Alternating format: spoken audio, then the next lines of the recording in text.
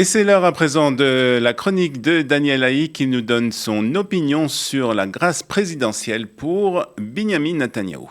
Eh bien, je voudrais vous proposer deux réflexions qui peuvent paraître contradictoires, mais qui sont en fait complémentaires autour de la fameuse demande d'amnistie de Benyamin Netanyahou. De but en blanc, je regrette, je l'avoue, que Benyamin Netanyahou ait sollicité la grâce du président Herzog. D'abord parce que, même si le Premier ministre n'a pas été condamné, même s'il ne reconnaît pas lui-même la moindre culpabilité dans les procès le concernant, cette lettre est en soi un semi-aveu. Elle donne soudain le sentiment que Benyamin Netanyahou a bel et bien quelque chose à se reprocher, alors que jusqu'à présent, il l'avait toujours démenti, réitérant sa fameuse formule selon laquelle il n'y aura rien, car il n'y a rien. Et ensuite, parce que si le président Yitzhak Herzog accorde au Premier ministre la grâce présidentielle, nous ne connaîtrons pas l'issue du procès fleuve qui scinde la société israélienne depuis près de 10 ans, depuis l'ouverture des enquêtes contre Benyamin Netanyahou dans les dossiers 1000, 2000 et 4000. Or, j'avoue avoir nourri l'espoir qu'au bout du compte, quelque part autour de l'année 2030, les 3 juges du tribunal de district de Jérusalem auraient été capables de redorer le blason terni de la justice israélienne en rendant public un verdict d'une intégrité irréprochable qui peut-être enverrait dos à dos partisans et opposants de Benyamin Netanyahou. Et j'avoue même avoir espéré qu'au bout du compte, le Premier ministre serait innocenté, ce qui aurait enfin prouvé que le parquet et tous ses complices, entre guillemets, avaient sciemment décidé d'inculper un Premier ministre dans le seul et unique but de le destituer après avoir échoué à le détrôner dans les urnes. Pourtant, en prenant un peu de recul et en se plaçant dans une posture plus responsable, dirons-nous, il me semble que la demande d'amnistie déposée par Benyamin Netanyahou devant le président Herzog renferme une opportunité qu'il faut saisir, surtout si l'on veut réellement enclencher un processus de reconstruction d'une société israélienne qui s'est dramatiquement fracturée autour de ce sujet. C'est un fait avéré, les enquêtes contre le Premier ministre entamées en 2016, puis son procès à partir de 2020, sont à l'origine de la plus grave crise interne que l'État d'Israël ait vécue depuis sa création. C'est à cause de ce procès et du boycott de Netanyahou par la gauche qu'Israël a dû subir 5 élections législatives en moins de 2 ans.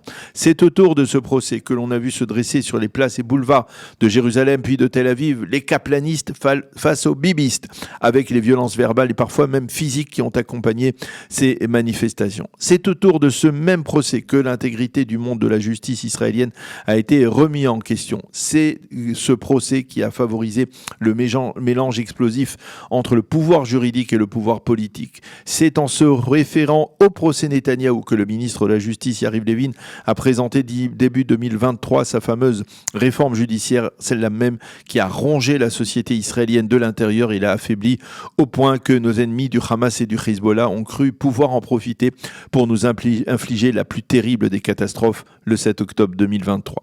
Et enfin, aujourd'hui, tout le monde le pressent, ce procès Netanyahou et ses ramifications sont en train de nous conduire au bord d'un très dangereux précipice sociétal. Bref, ce procès est la cause, directe ou indirecte, des plus graves malheurs d'Israël de ces dernières années. C'est pourquoi il y a une logique évidente à l'arrêter en usant de l'amnistie sollicitée par Benyamin Netanyahou. Cela pourrait conduire l'État d'Israël vers une démarche d'apaisement et de tolérance. Cela pourrait permettre aux Israéliens de panser leur plaie après 2 ans de guerre et de retrouver les forces nécessaires pour restaurer l'unité nationale. C'est vrai, pour que cet apaisement se produise, la lettre d'amnistie de Netanyahou ne suffira pas. Il faudra aussi que le Premier ministre accepte de lâcher du lest, peut-être comme cela a été proposé en acceptant de se retirer de la vie politique jusqu'aux prochaines élections législatives. Il faudra aussi que l'opposition accepte de nuancer son hostilité envers Netanyahou, s'élever au-dessus des clivages et ravaler ses frustrations après tant d'années de rupture nécessitera beaucoup de bonne volonté de part et d'autre. La balle est dans le camp du président de l'État. C'est lui qui devra relever le défi d'une amnistie. Pour ce faire, il pourra se référer à son père, le président Chaim Herzog, qui sut user des vertus du compromis en graciant dans les années 80 les 3 agents du Shin Bet incriminés dans l'affaire du bus 300.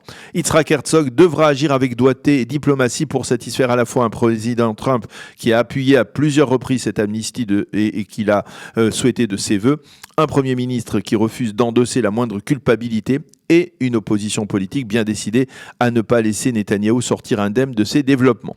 Le président Herzog, qui n'a cessé depuis le début de son mandat d'appeler à une réconciliation nationale, dispose là d'une occasion unique pour s'imposer comme celui qui aura sorti Israël d'une des périodes les plus douloureuses de son histoire.